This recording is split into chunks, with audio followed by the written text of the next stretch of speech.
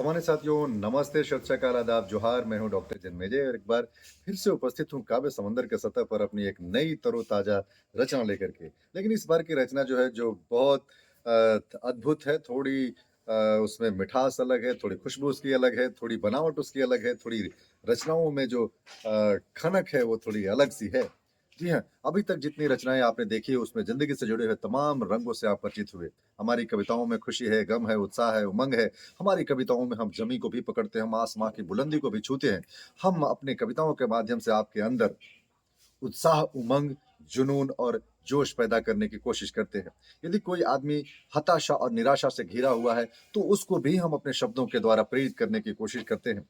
हमारी रचनाओं में सकारात्मकता भर-भर के रहती है। हमारी रचनाओं में आप देखेंगे आशाएँ, उम्मीदें, ये ज़रूर देखने को मिलता है साथियों।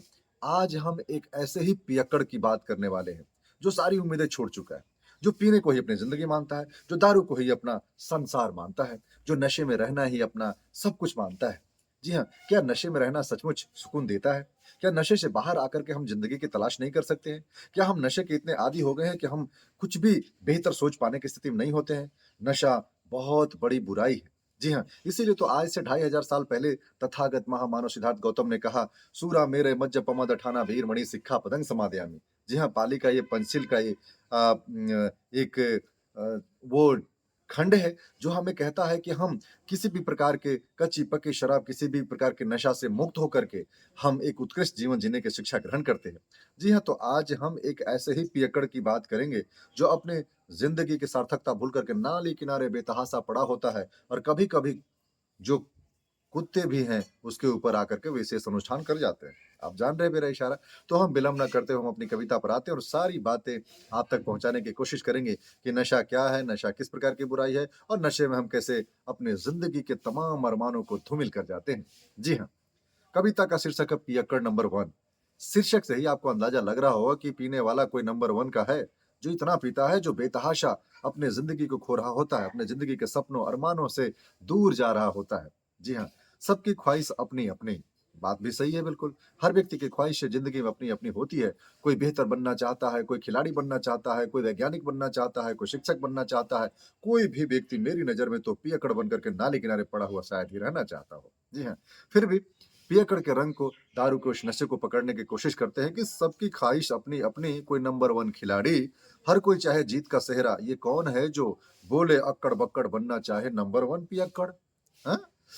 तो ये नशे की लत ऐसी सबका हाल बिगाड़े है। ये नशे की लत ऐसी सबका हाल बिगाड़े है, जो अकड़ू लत में डूबे उसको जड़ से उखाड़े है। नशे की हालत पागल जैसी, नशेड़ी की हालत बादल जैसी, चले भटकता दर-दर, कभी पाँव सर के ऊपर, कभी सर ही पाँव के ऊपर। जी हाँ, बनना ही है नंबर 1 तो कुछ अलग सा काम करो। बनना ही है नंबर 1 तो कुछ अलग सा काम करो। अपने लिए एक बेहतर जीवन, औरों का सम्मान करो, औरों का सम्मान करो।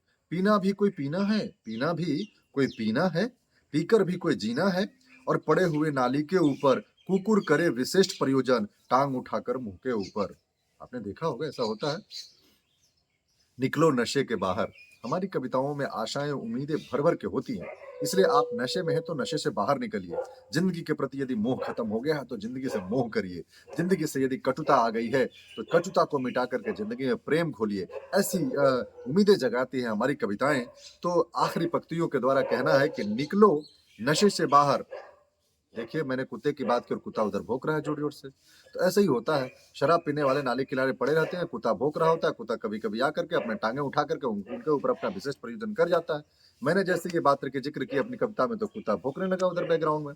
तो आगे निकलो नशे से बाहर अंदर निकलो नशे से बाहर अंदर पुनः विचार करो, नंबर 1 का खेला रेला, ना खुद पे इतना अत्याचार करो। निकलो नशे से बाहर अंतः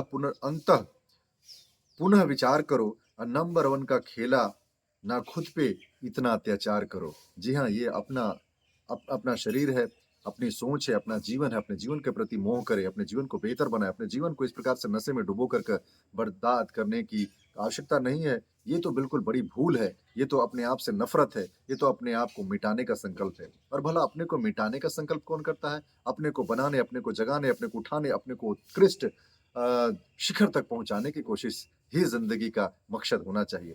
आज के लिए इतना ही, हमें इजाज़त दीजिए। यदि अभी तक आपने हमारा चैनल काबिल समंदर सब्सक्राइब नहीं किया है, तो आपसे निवेदन है इसे सब्सक्राइब कर लीजिए और बेल आइकन ज़रूर बजा दीजिए ताकि आपको नोटिफ़िकेशन मिलता रहे और बाकी की जो रचनाएँ जब आएँगी तो आप तक खुद ब खुद पहुँच जाएँगी। और यदि अभी तक आपने हमारे चैनल पर आए तमाम कविताओं का रंग पकड़ा है, उससे जुड़े हैं, उसका आनंद लिया है, तो मैं आपका बहुत-बहुत धन्यवाद करता हूँ। इसी प्रकार से जुड़े रहें और हमें और ज़्यादा बेहतर लिखने और ज़्यादा बेहतर प्रस्तुत करने के लिए हमेशा सुझाव देते रहें। आपके सुझावों को सर आँखों पे हम बनाए रखेंगे। बहुत-बहुत धन्यवाद।